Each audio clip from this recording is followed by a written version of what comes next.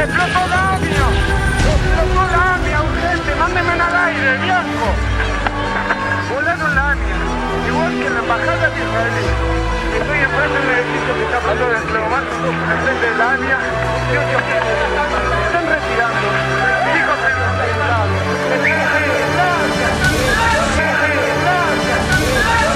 Quedó destruido, pide una ambulancia. Hay gente destrozada, mutilada.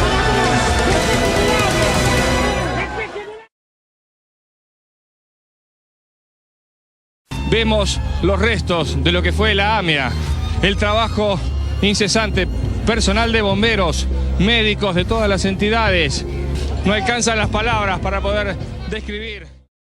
Yo conocía a la AMIA de chico. La AMIA era una organización mutual, no era una organización política, era una organización que básicamente la conocía por tener una buena bolsa de trabajo, que por cierto no hacía distingos en ese momento.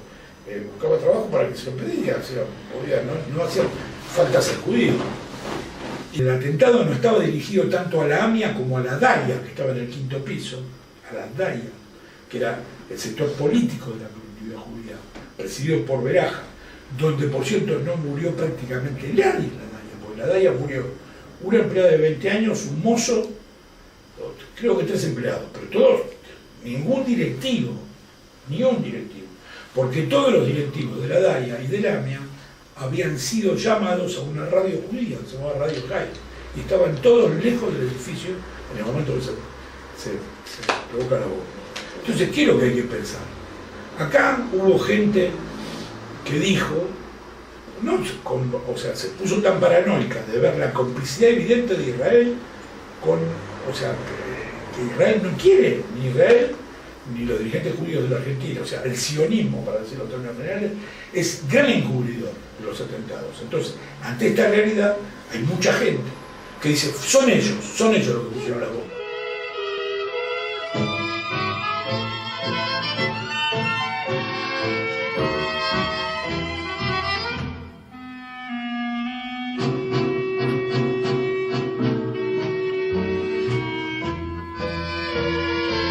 El tema de la AMIA nos ha horrorizado y de la embajada por la violencia y por actos terroristas donde la participación siempre es con personajes que tienen que ver con la alta política.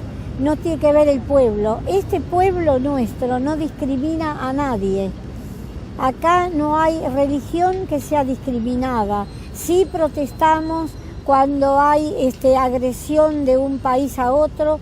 Por ejemplo, estamos en contra de que Israel viva atacando a los palestinos. Es una inmoralidad. ¿Cómo no intentar? Siempre hay que intentar en la vida resolver los problemas. Me niego a ser esos pusilámines vegetativos que están ahí haciendo la plancha y que no les importa nada. Me niego porque hablé con todos y cada uno de los familiares durante esos años en que fui miembro de la comisión y me acuerdo como si fuera hoy. ¿Quiénes fueron los que encubrieron? Quiero saber quiénes fueron los que escondieron las pruebas. Quiero saberlo. Me lo merezco como argentina y se lo merecen las víctimas y sus familiares. Y así como vamos, nunca se va a saber la verdad.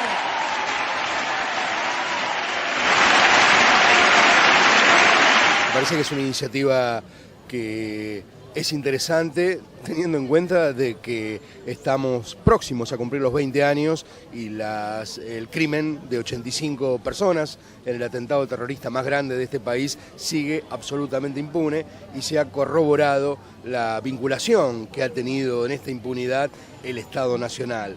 Así que me parece que recorrer este camino de colaboración con la República Islámica de Irán creo que abre una posibilidad de poder esclarecer qué pasó y juzgar a los responsables. A la fecha de hoy, mayo de 2013, Irán todavía no ha dado la aprobación por su Congreso.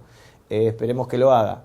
Pero la prensa en Argentina busca esto, que es realmente un triunfo, mostrarlo como una derrota, mostrar el pesimismo y que se escuchen únicamente las voces que no están de acuerdo con el memorando y no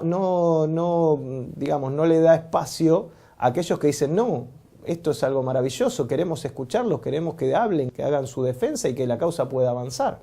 Acá no estamos ante un caso de relaciones exteriores típico o casual. Estamos ante un hecho que ha marcado la historia de los argentinos y que también se inscribe en la historia del terrorismo internacional. El gobierno de Israel dice que fue Irán. Para Israel, hoy Irán es el gran enemigo. Entonces, yo ahí sí pongo una distancia, porque digo, para mí las pruebas no son tan claras. Y por la forma misma del atentado, por ejemplo, yo me pregunto, ¿un Estado va a usar a sus diplomáticos para un atentado? Que es como dejar la firma. En los atentados que hemos visto no se han utilizado diplomáticos.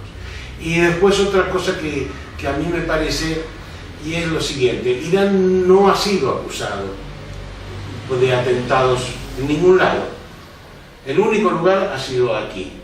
Tenía muchas dudas de que esto fuera aceptada por los dirigentes argentinos de origen judío que se dicen con un grado de representación representante de los argentinos de origen judío, que son la DAIA y la AMIA. Porque ambos, la DAIA, que es la entidad política de representación de los argentinos de origen judío, y la AMIA, que es una obra social, ambos son, en última instancia, prolongaciones de la política del Estado de Israel. Y sabía que Israel iba a rechazar este intento de sacar del memorando con Irán. Y al día siguiente el canciller Timmermans se reunió con representantes tanto de la DAIA y la AMIA, y ambos dieron un acuerdo con ciertas limitaciones a el memorando. Yo dije, bueno, tal vez esta vez me equivoqué. 48 horas después fue primero la DAIA y luego la AMIA que se manifestaron en contra. Yo no tengo dudas que en la investigación del atentado contra la AMIA participan los servicios de información extranjeros, esencialmente el de Estados Unidos y el de Israel y el argentino, ¿no? Además. Entonces, el fiscal Alberto Nisman ha ido muchas veces a la Embajada de Estados Unidos, tal como se ve en el libro ArgenLeaks, que es el Wikileaks de Argentina, que son todos los cables que dio a conocer la organización sobre la Argentina. Entonces, ahí lo que más llama la atención de los cables que se difundieron es que no solo hay un intercambio de información, sino que él pide disculpas cuando hace algo sin avisarles primero. La tesis de que el atentado fue de Irán, al que más perjudicó fue la Argentina. Al que más perjudicó a la Argentina. Es probable que estos atentados podamos ver nosotros alguna vez, si se llega a la verdad, que han sido operados por los poderes oscuros del mundo. No sé quién fue el ejecutor, yo no puedo decir eso, no tengo esos elementos. Hay quienes se animan a decir que fue un autoatentado. Yo no sé quién fue el ejecutor, pero sí que fue un atentado que a los únicos que le sirvieron fueron a los poderes más oscuros del mundo. Concretamente le sirvió a Estados Unidos en un sentido y le sirvió a Israel en otro sentido. La AMIA les sirvió mucho para crear una sensación aquí, para que tú no puedas hablar o discutir un tema, no puedas defender a los palestinos. Nosotros tenemos mucha más obligación en parar cualquier situación de esta para que no se use a nuestro país como un argumento para invadir a otro. A mí me ha dado vergüenza, como ciudadano argentino de familia judía, escuchar al presidente de mi país decirle al embajador de Israel en la Argentina que el atentado de la AMIA había afectado al Estado de Israel. Esto yo lo tuve que presenciar para mi vergüenza. El doctor Carlos Saúl Menem, que había embarcado a la Argentina en la aventura del Golfo Pérsico, al mismo presidente que hace eso yo lo he escuchado para mi vergüenza. Pedirle perdón y disculpas al embajador de Israel por un atentado donde habían muerto decenas de argentinos, la mayor parte de ellos, para colmo, ni siquiera judíos. Al margen de que yo no veo por qué el embajador de Israel tiene que representar a los judíos de la Argentina, eso es otro tema, es otra cosa. Entonces, pero al margen de eso, eso fue una cesión de soberanía realmente vergonzosa. El acuerdo es importante porque permite avanzar en una causa absolutamente paralizada y absolutamente contaminada por múltiples factores que podemos analizar. Y desde el punto de vista iraní, porque les permite retomar una relación anterior al atentado que era absolutamente favorable a ambos países.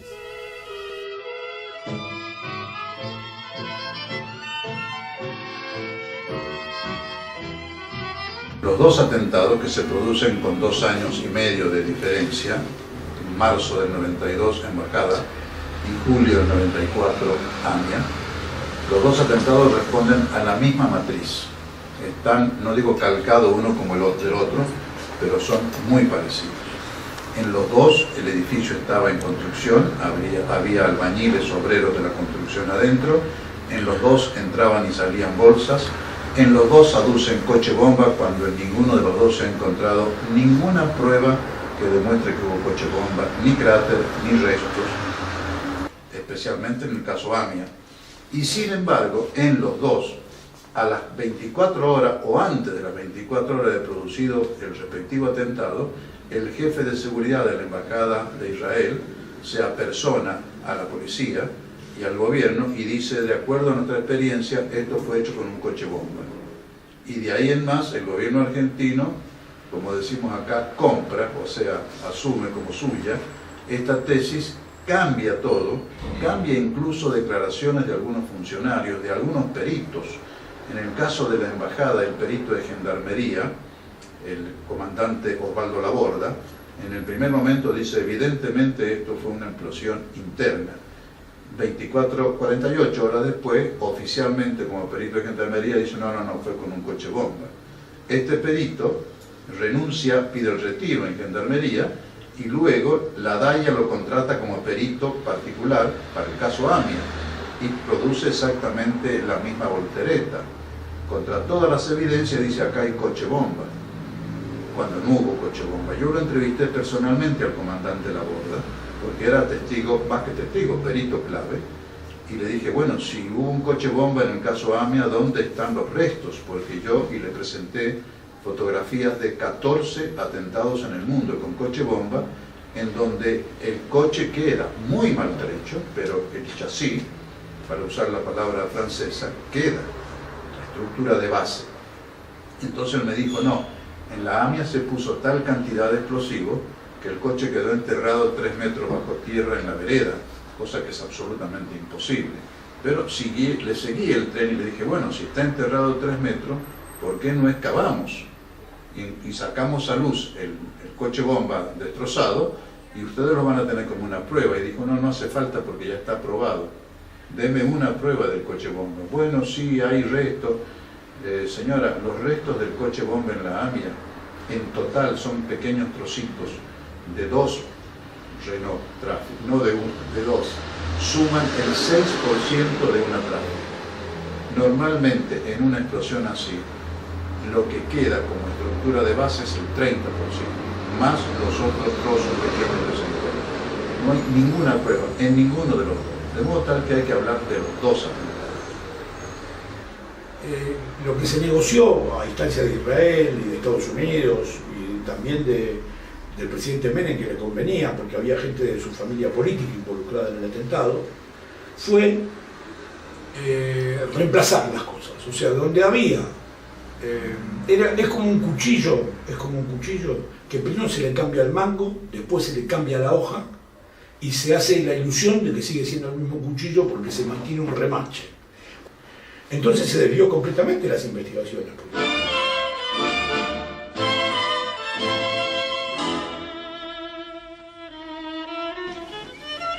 Lo que le salió mal, lo que salió muy mal en la embajada, fue la instalación del coche bomba.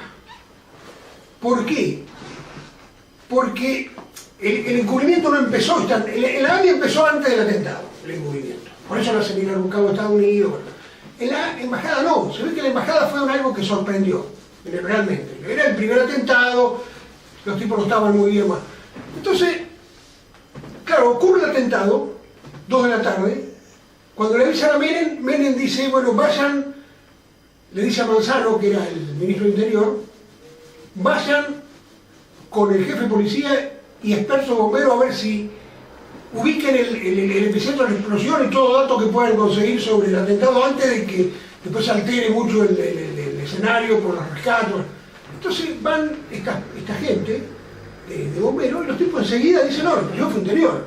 Entonces aparece una pericia preliminar de bomberos, de expertos bomberos, diciendo que la explosión había sido interior. O sea, hasta ahí iba todo bien, la investigación era perfecta. Le pide a Misordi que la detención está bien. Pero a las 6 de la tarde, más o menos, se aparece en la comisaría 15, que era la que estaba encargada de la investigación, se aparece Ronnie Gorny, que era el jefe de seguridad de la embajada, del Shin Bet, que había dejado la embajada 15 minutos antes de la explosión.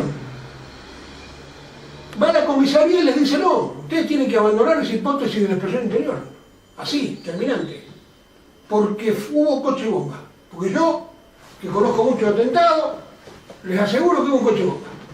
Y bueno, ahí se acabó. Se acabó la hipótesis de la explosión interior. No resiste el mínimo análisis. El mínimo análisis imparcial, esto se cae, pero a pedazos, ¿no? Más en la embajada. Lo que pasa es que la embajada en el 99 cierra la causa, ¿no? La embajada fueron más inteligentes en el sentido de que no detuvieron a nadie. Entonces, al no detener a nadie, no hubo controversia. Es decir, o sea, la Corte actuaba sobre ella misma. Y además, como la Corte es más instancia, los tipos estaban cubiertos. Nuestro gobierno, como los anteriores, no se ha atrevido a iniciar ninguna causa ni presentarse en las que están vigentes, que yo he iniciado, para enjuiciar a esta gente. Entonces imagínense el poder que tienen, las vinculaciones que tienen. Irán y Argentina tienen más de 100 años de amistad diplomática. La relación de Irán con nuestro continente está enhebrada por episodios muy similares. Cuando Mossadegh nacionalizaba el petróleo en Irán, Perón lo hacía en Argentina, y en un año ambos eran derrocados. Un hecho que nos une en la historia. En el 79-80, en América Latina triunfaba la revolución sandinista y en Irán la revolución islámica, casi al unísono. El imperio construía los contras en Nicaragua y fomentaba la guerra no deseada con Irak, de Irán-Irak.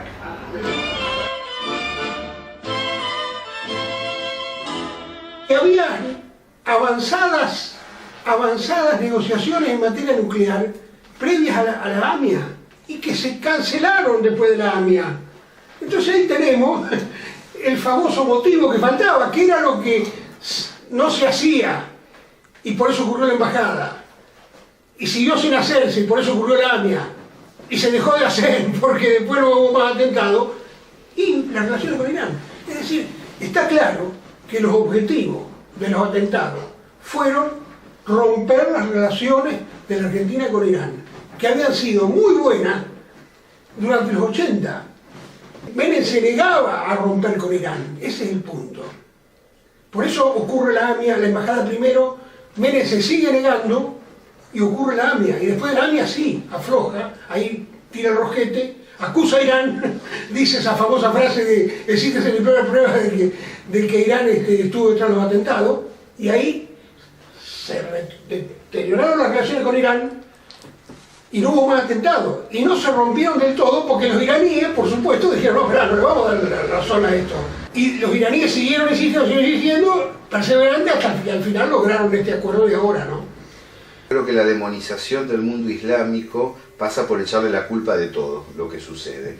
Esto ha llevado a el modelo, podríamos decir, Pearl Harbor, ¿no? Atentados en la Argentina y muchos otros ataques que han sufrido los distintos pueblos del mundo a nivel internacional están manejados, permitidos, fogoneados o generados por fuerzas ligadas al imperialismo para mostrar que el hostigamiento a Libia, el hostigamiento a Irak, el hostigamiento a Irán, el hostigamiento a Siria tienen una justificación, porque trazo grueso son malos.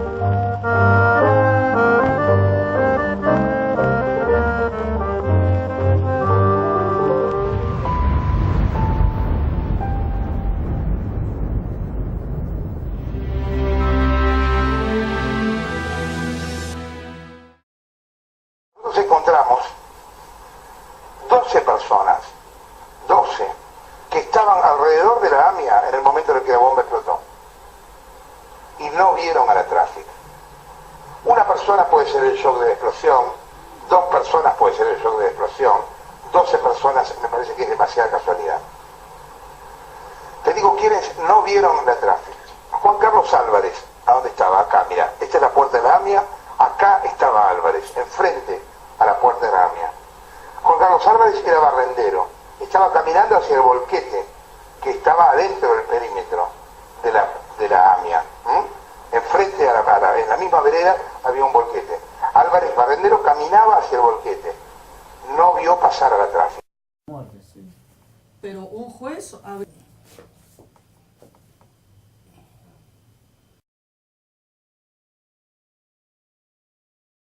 Sedarni vio la voladura a distancia de los explosivos en la embajada. Que este hombre le había tomado la placa, había sido robado en Aedo a punta de pistola, es lo único que se sabe.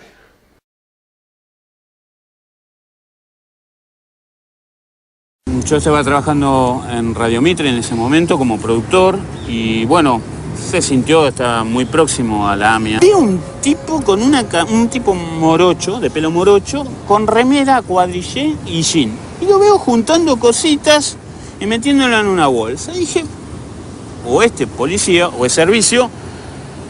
O algo hace manoseando elementos y juntando. La gente estaba ayudando a la gente, no estaba juntando en bolsitas cosas. Entonces yo iba con el grabador y me acerco. Digo, ¿vos sos Ratti o servicio? No me dice. Digo, ¿qué es esto? Me dice, mirá, pudo haber sido un Renault blanco o una Trafic. Entonces lo digo al aire, digo eso. Lo digo el primer día a minutos del atentado. A mí eso nunca me cerró.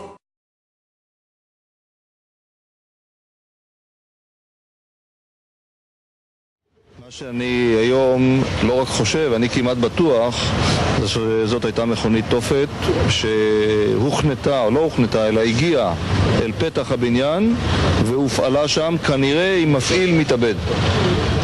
¿Mafil Mitapedo o מתאבד, לא, מפעיל מתאבד. Él cree, está casi seguro que fue un coche bomba estacionado en la puerta de la AMIA y con el que lo activó fue una persona que se suicidó dentro del auto. ¿Qué pruebas hay para explicitar esto? מה, יש הוכחות לזה? יש הוכחות שהבן אדם הוא היה בתוך המכונית? אנחנו מצאנו חלקי מכונית ועליה חלקי גופה. Encontraron pedazos del auto que hubiera sido el coche bomba con restos humanos adentro. ¿El cráter también? ¿Un cráter que hablaría sobre el lugar donde estaba este coche bomba? גם קראטר מתחת למכונית איפה שהיה? לא, בתוך הבניין. הפיצוץ... זה לא היה למטה, כלפי מטה? לא, הפיצוץ היה בעיקר לכיוון הבניין וכלפי מטה, וחלקי מכונית עפו קדימה, ועליהם מצאנו חלקי גופה. גם את המנוע מצאנו בתוך הבניין. La explosión fue hacia el edificio, encontraron el motor del coche bomba adentro del edificio y la explosión fue dirigida hacia adentro del edificio, no hacia abajo. ¿Existe el cráter entonces que explicitaría esto? No, en cráter, נכון? יש קטע. יש? יש? יש, רואים אותו, הוא חלק מהכביש וחלק מהמדרכה. Sí, hay un cráter, parte del camino y parte de la ruta de la calle y parte de la vereda.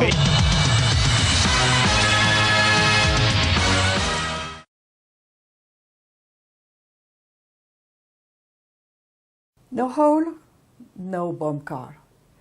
No apareció cráter en la calle, no había coche bomba.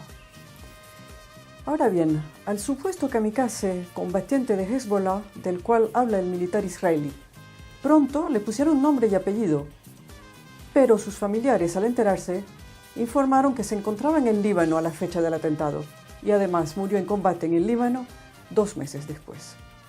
Y nadie sugirió otro kamikaze. Y claro, aunque uno no sea técnico, dice, ¿cómo es posible que un coche bomba que llegó a una puerta, produjo el derrumbe de un edificio y atravesó las paredes y deflagró casi 40 metros, y enfrente del edificio los balcones quedaron intactos? O sea, es como que hubo una especie de explosión acotada, diciendo la explosión tiene que ir para un lado y no para el otro. Una cosa totalmente absurda, porque si uno ve las fotos después del atentado, excepto roturas de vidrios y alguna esquirla, los balcones, toda la parte de enfrente quedó intacta. Es decir, por otro lado, una pericia puede ser hecha añicos o refutada por otra pericia de gente supuestamente experta. Las pericias, tanto de la embajada como de la AMIA, hecha por los ingenieros, jamás fue refutada nada más que con palabras, con declaraciones, con la autoridad que puede tener una representación diplomática, como la Embajada de Israel, y la autoridad que pueden tener dos entidades de la comunidad argentina, de la comunidad judía argentina, que son la AMIA y la DAIA, que reaccionaron violentamente. Y esa es otra de las cosas que me llamó la atención, porque cuando uno está muy seguro de algo no tiene por qué reaccionar violentamente. Señores, esta pericia está equivocada, vamos a hacer un nuevo peritaje, llamemos a expertos internacionales. Nunca se animaron. ¿Por qué?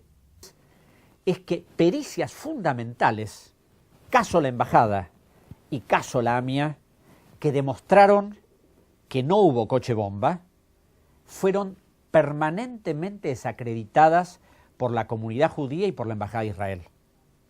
Y yo no creo que ni una embajada ni una comunidad pueda desacreditar una pericia hecha por científicos. Lo que pasa es que, claro, el hecho de decir que hubo una implosión era romper el relato oficial.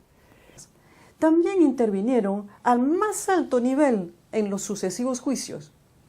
Así, por ejemplo, el caso más escandaloso.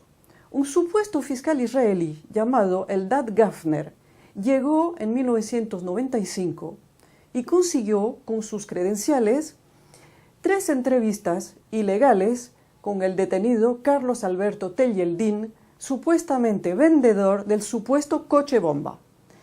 El periodista Shlomo Stulsky pudo averiguar: el tal Gafner no era ningún magistrado, no era ningún fiscal israelí. Shlomo Stulsky es un argentino israelí, corresponsal de Clarín en Tel Aviv y colaborador del periódico Nuevación argentino.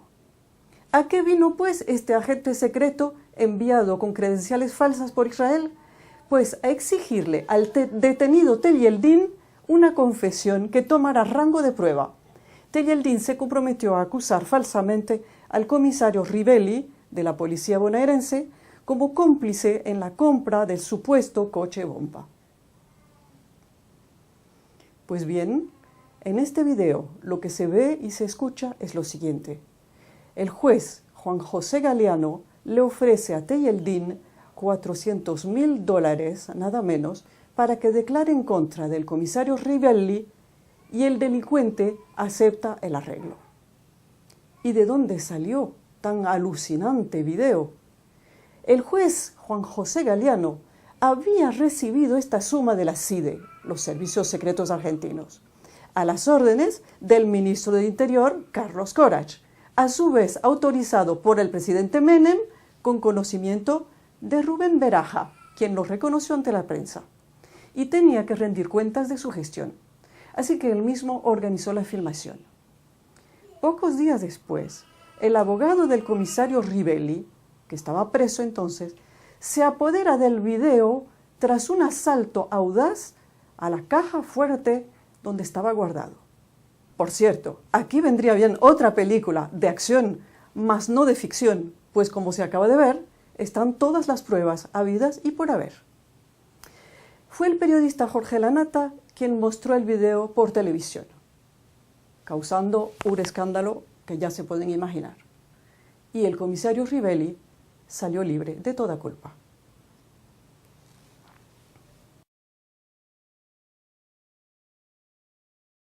Había un ingente tráfico de droga, concretamente los carteles colombianos vendían la droga, en Europa supongamos y en Estados Unidos. Ese dinero hay que lavarlo. Ese dinero se lavaba en gran medida a través de bancos, en Panamá, por ejemplo, dominados por banqueros judíos. Probablemente, no tengo pruebas concluyentes, pero muy probablemente el propio Beraja fuera uno de los lavadores de este dinero, en Panamá, donde él tenía un banco. Hay momentos donde este flujo de dinero se corta. Ahora voy a dar un ejemplo claro que está vinculado directamente con la AMIA, o sea, con nombre y apellido, pero quiero explicar el mecanismo. Entonces se corta. Si uno tiene un negocio ilícito, a ver, si yo tengo contigo un negocio terrible que no lo puedo declarar, ya sea de tráfico de drogas o porque tenemos un banco de fotos pornográficas o con niños, cosas indeclarables, y yo te robo, tú no me puedes denunciar en los tribunales. Entonces me pones una bomba en mi casa donde yo vivo. Verifica bien que yo no esté, porque si no, ¿quién te va a pagar? Había una reunión que tenía que hacer el Shin Bet, el Servicio de Seguridad israelí, regional, o sea, el Shin Bet de todas las embajadas de toda Sudamérica, y a último momento se levanta y se la lleva al Sheraton. No lo digo yo, lo dijo el canciller de entonces, Guido Di Tella. O sea, quiero decir, está lleno de hechos que sugieren de que de una manera u otra se retiró. ¿Por qué? Porque el mensaje era paguen lo que deben, y para paguen lo que deben, la gente que decide tiene que quedar viva. Lo que sé concretamente es que había una operación antes del atentado a la Embajada de Israel en los años 90, había una gran operación de los norteamericanos, no para acabar con el tráfico de drogas, sino para tratar de recuperar parte del lavado, que se llamaba hielo verde, ice cream, y que en el caso de la AMIA es clarísimo la vinculación con el narcotráfico. Bueno, a partir de ahí hay un acuerdo entre los que ponen la bomba y los que la reciben. El acuerdo es desviar la investigación, que se mantenga en privado, que no se sepa cuál es el reclamo ni cómo se va a satisfacer. O sea, tomar a todo el mundo que está fuera de eso de tontos. Bueno, esa es la historia.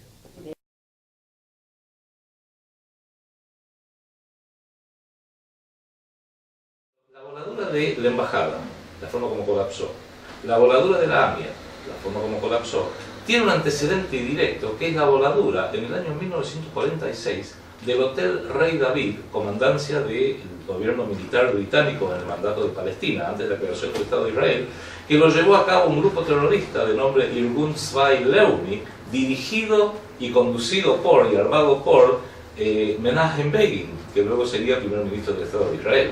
Y hay otros atentados parecidos que lo cometieron otros terroristas guerrilleros sionistas, como Yitzhak Shamir, que también luego terminó siendo primer ministro del Estado de Israel y había matado al conde Folke Bernadotte, enviado de la ONU en el año 47, justamente para hacer una partición de Palestina entre el Estado judío y un Estado palestino, y el terrorismo sionista lo asesinó. Con lo cual, en realidad hay un antecedente terrorista de los dos atentados de la Argentina y apuntan directamente al terrorismo sionista de los años 40 y de los años 50.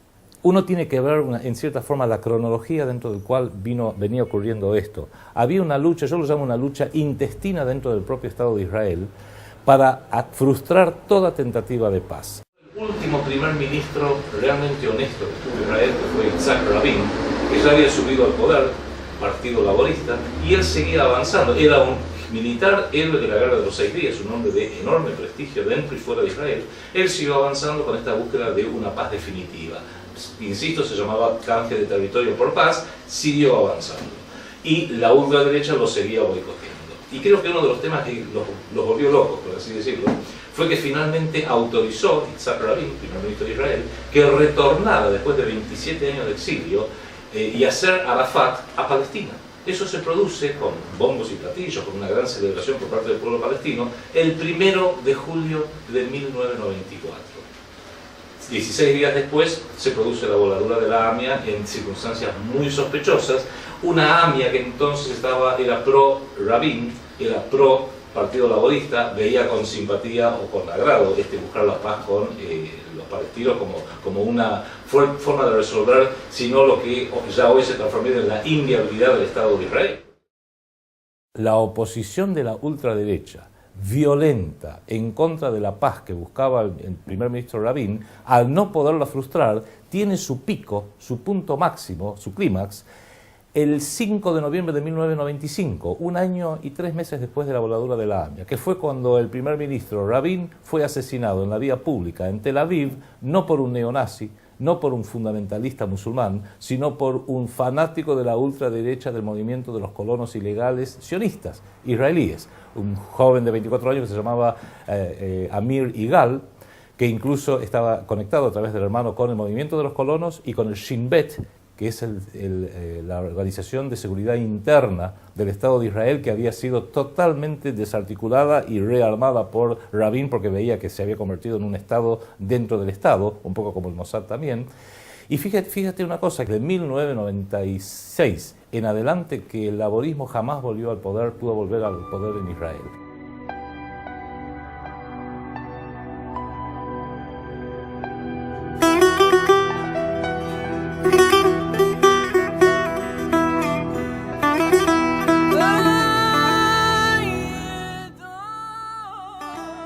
En el nombre de Dios, gracioso, misericordiosísimo, 1983 viajé a Argentina para conocer a los musulmanes. En verdad, fue eso que me invitaron la comunidad islámica para visitarlos. Querían que un sheikh, un religioso, vaya a visitarlo.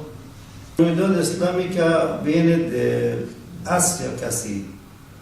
Hay turcos, hay iraníes, hay libaneses, hay surí, de todo están. Ellos viajaron en la Segunda Guerra Mundial y Primera Guerra Mundial cuando había problemas en Asia. Quedamos casi hasta 2000, cerca de 2000, 1998. Yo estaba en Buenos Aires, nosotros hemos escuchado cuando estábamos en la mezquita a Tawhid que había una explosión.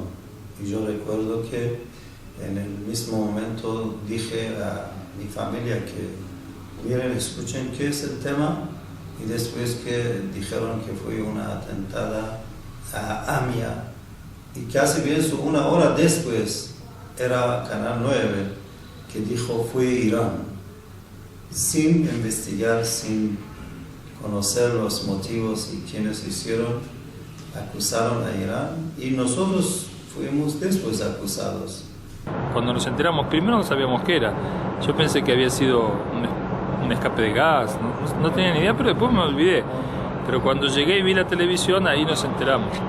Lo condenamos inmediatamente, llevamos a las radios, llevamos a la institución judía. Y después, a la noche, cuando vi que venía como la onda expansiva, digamos, de propaganda hacia la comunidad nuestra, entonces organizamos una conferencia de prensa al otro día. Vinieron los musulmanes todos, o sea, sunitas, chiitas, de todas las extracciones. Y allí nosotros dijimos que condenábamos el hecho, que nos solidarizábamos con las víctimas del atentado terrible. Yo iba a las casas de ellos, conocía a ellos, vivía con ellos. La zona que vivían, hasta al lado de nosotros hay una casa judía. Nosotros nunca tuvimos problemas. Cuando ya también yo estaba en Argentina, Consejería Cultural de Irán, hemos alquilado de un judío y teníamos buenas relaciones con él. Entonces nosotros no tenemos rencor, odio hacia judíos. A los asesinos, a los malvados, a los opresores. Y la verdad que este tema de AMIA es un tema que si hay una justicia libre, hay abogados libres que nosotros ponemos, seguramente ganamos el juicio. La justicia argentina nunca me llamó. Además que la justicia argentina sabe que no tiene razón contra Irán, porque la Cancillería argentina, de una forma, cuando yo estaba como Guido Eutela, que era el canciller, siempre casi escapaba del tema, porque sabía que aquí no es Irán, no es algo real. Mismo James Chick, el embajador de Estados Unidos, dijo no fue Irán. Argentina vive un proceso de decenas de años de tremenda, digamos, dependencia de los poderes mundiales, sobre todo de Estados Unidos, Occidente, digamos, Europa, Israel. Y evidentemente la Argentina no estaba preparada para una cosa de esta envergadura. Entonces se dejó llevar por las presiones, por los puntos de vista, por los datos que acercaban a la inteligencia argentina, a las centrales de inteligencia norteamericana e israelí, y prácticamente se repetía lo que ellos decían. Y fuimos perseguidos, fuimos nuestras personas mayores, todos convocados a la justicia por horas y horas de declaraciones, a veces con un trato no bueno. Realmente eran muchas las presiones, la gente sufrió mucho, nos seguían por la calle, nos seguían a veces armados. Pusieron una bomba en la mezquita en el 2001, que nosotros nos quejamos, nos recibió el presidente de la Rúa y planteamos que esto era producto de toda esa, digamos, falta de defensa que nosotros teníamos de parte de los organismos estatales. Habían puesto una bomba en la mezquita Tawhid, habían ha hecho amenazas a nuestro encargado del negocio, no solamente amenazas. Cuando el Ghulam Ali Rajabi Yazdi, el encargado de negocios, con su mujer va a una plaza para a la tarde llevar los chicos al parque, un terrorista aparece y dice baje el vidrio del auto. Entonces baja el vidrio del auto, él toma pistola al corazón y después dice chao para siempre. Fue el herido, pero pienso Dios quiso que quede con la vida. Esta bala no tocó al corazón, sino que bajó a los riñones y después vino a la pierna, hasta ahora está en la pierna de él. Yo pregunto, ¿la justicia argentina qué hizo cuando Carlos Queiroz vino a visitarlo, cuando las autoridades vinieron a visitarlo? Nos prometieron que nosotros vamos a capturar a este terrorista y vamos a juzgarlo. Hasta lo que hicieron.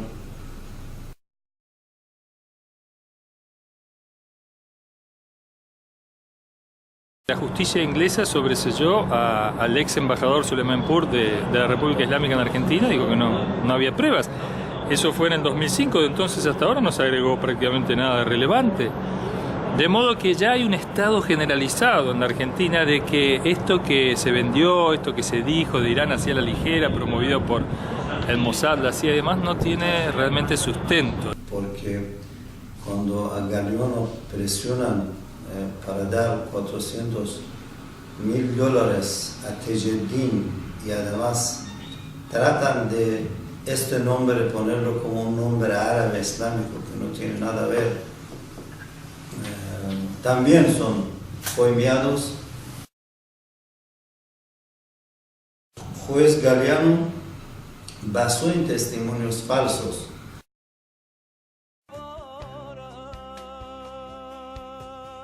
Contra Irán, la cortina de humo que ellos hicieron los diarios. Puedo decir que la verdad que la AREN es pionero en eso, de inventar cosas contra la República Islámica de Irán. Y además contra mí, por ejemplo, no es sorprendente que una persona hace un atentado y después de 4 o 5 años queda en Argentina tranquilo. Que Irán es un objetivo rápido, sin problema, sin tener que hacer investigaciones, porque saben que Irán está contra política opresora de los israelíes. Segundo, nunca yo llamé ni a Líbano, estaba en Argentina, ni a Foz do Iguazú, nunca. Y bueno, yo tenía teléfono celular, sí, todos tenían teléfono celular. O por ejemplo, el tema puede ser que usted va a preguntar, pero yo lo mismo le digo adelanto. El tema que, el Sheikh Rabbani fue a comprar un tráfico. Nunca yo había comprado tráfico. Nunca. Ni hay ni una letra escrita que yo compré. Nosotros también somos víctimas de ellos. En Irán usted sabe que había muchísimos atentados. En uno murieron casi 72 diputados y grandes hombres y personalidades. En otro mataron a nuestro presidente y primer ministro. Y estos grupos están ahora en Europa y en Estados Unidos protegidos. Nosotros no necesitamos el terrorismo porque tenemos lógica, tenemos razón, tenemos, podemos decir, poder cultural, poder religioso. Irán es un país que nunca quiere atacar a otro país, nunca quiere amenazar a otra persona, además que el Islam prohíbe eso.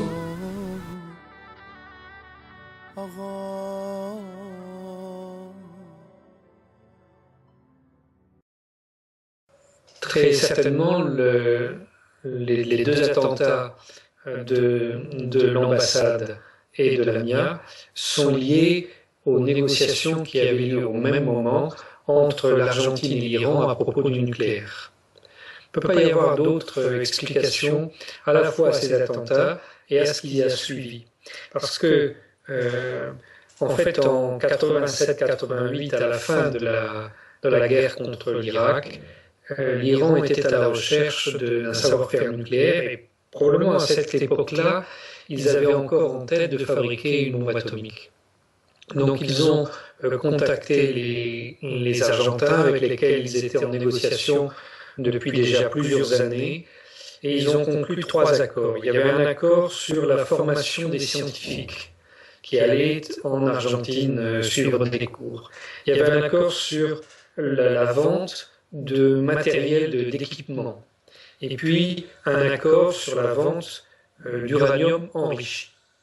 Donc les accords n'ont pas été mis en œuvre totalement, puisque un peu plus tard, en 91 ou 92, le gouvernement de Carlos Menem a tout d'un coup arrêté tous ces accords sur la pression des États-Unis. Et pourtant, les négociations continuaient, et alors qu'on disait que tout était rompu, il y a eu des choses par-dessous. Notamment, en 1993, il y a eu la fourniture d'uranium enrichi à presque 20%, 19,75%, par l'Argentine à l'Iran. Donc les deux attentats sont juste avant et juste après cette fourniture d'uranium.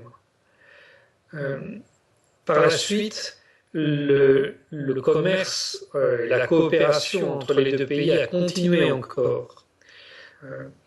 On peut cependant se poser la question de savoir pourquoi le gouvernement argentin a décidé de rendre l'Iran responsable de ces attentats, puisque manifestement il savait depuis le début que tout était organisé par les Israéliens, que c'était un moyen pour Israël pour rompre la négociation.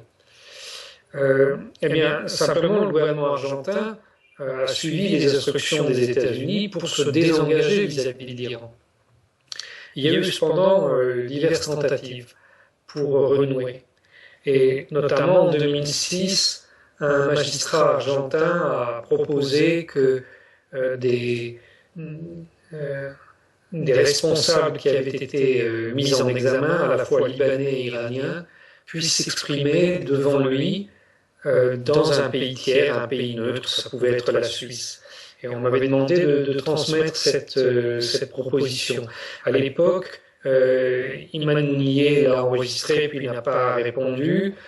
Puis, devant l'insistance de ce magistrat, je l'avais rejoint, et il m'avait dit qu'en fait, après une coordination avec l'Iran, ils avaient décidé tous ensemble de ne pas accepter cette offre, parce que selon eux, c'était mettre le doigt dans une logique qui n'était pas la leur, ces attentats n'ayant aucun rapport avec eux. Bon, par la suite, en fait, au début 2013, l'Argentine a conclu avec l'Iran un accord qui lui permet d'auditionner, là encore dans des conditions correctes, les personnes qui ont été mises en examen. Et cet accord a été ratifié par le Parlement iranien après plusieurs mois de discussion. Cependant, aujourd'hui, cet accord est contesté par un magistrat argentin, avec raison d'ailleurs, parce que c'est contraire à la Constitution, puisque ça brise le principe de séparation des pouvoirs. Toujours est-il que la proposition argentine, elle est intervenue juste avant l'ouverture des négociations directes entre les États-Unis et l'Iran, au début de 2013. Et on peut considérer que c'est cette proposition argentine qui a été le signe du premier pas des États-Unis, immédiatement répondu par l'Iran. Or, aujourd'hui, que se passe-t-il? Aujourd'hui, l'Iran a fait un changement complet de politique, puisque son actuel président, Sheikh Hassan Rouhani, était en fait l'homme qui avait ouvert le dossier des négociations Iran-Contra. C'était l'homme le plus favorable à la coopération avec les États-Unis au sein du système iranien. Donc aujourd'hui, les deux pays sont en train de mettre au point un certain nombre de stratégies communes, notamment au Liban et en Syrie, et il est peu probable que l'affaire de la vérité sur ces deux attentats surgisse, parce que en fait plus personne n'y a intérêt. On a intérêt à glisser le dossier dans un tiroir, à ne plus en parler, et il ressurgira le jour où les Iraniens chercheront à revenir à leur politique anti-impérialiste du départ. The Israelis believe in punishing those who oppose them, and in this instance, the Peron administrations had cooperated with Iran in its pursuit of the development of peaceful uses of nuclear energy. The claims that were made that Iranian diplomats had been involved were transparent fictions very much on a par with the attempt by the Jewish Irgun terrorists in bombing the King David Hotel by being dressed as Arabs to blame that on Palestinians, or in the wake of 9/11, indeed before the second tower had been blown apart, to show images of Palestinian people rejoicing, which was archival footage taken from earlier political or religious events. Once you pay attention to the pattern, it becomes increasingly obvious. Today, with the NSA surveillance, all pervasive of our electronic transactions and communications, including our emails, our phone calls, our financial and medical records, Israel has a massive influx of information from the United States. Moreover, it turns out, as Richard Silverstein discovered, that there's an NSA facility, satellite facility in Jerusalem, which, as Stu Webb has accented in an article in Veterans Today, indicates that the Israelis have access to all American intelligence, up to and even including, it would appear, the launch codes for American nuclear missiles. This is a grotesque form of betrayal that appears to have been perpetrated by a succession of presidents, beginning with George Herbert Walker Bush, but followed by Bill Clinton, and then by George W. Bush, and finally by Barack Hussein Obama today. We are left in a dire predicament where other nations of the world would be well advised not to share their intelligence with American agencies because it's going directly to Israel. What we do know, too, is that Iran is a peace-loving country that hasn't invaded any other country for more than 300 years, has signed a non-proliferation treaty, has allowed inspectors, but that Israel has a vast undeclared stock of nuclear, biological, and chemical weapons, has not signed the non-proliferation treaty, and does not allow inspectors. For the future, I hope that Israeli designs on Patagonia, this extremely resource-rich and undeveloped region of Argentina, will not become the location for a new Zion in South America, because the world is learning that dealing with the Israelis is an extremely hazardous pastime, and that they are keen to advance their interests regardless of the consequences for other nations of the world.